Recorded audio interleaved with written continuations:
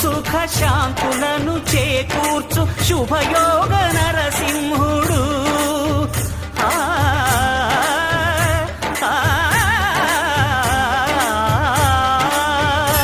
సుఖ శాంతులను చేకూర్చు శుభయోగ నరసింహుడు. నమో నమః నమో నమః. నమస్కరించెను నాలుగు దిక్కులు, నఖముల వెలుగుకు మ్రొక్కెను చుక్కలు.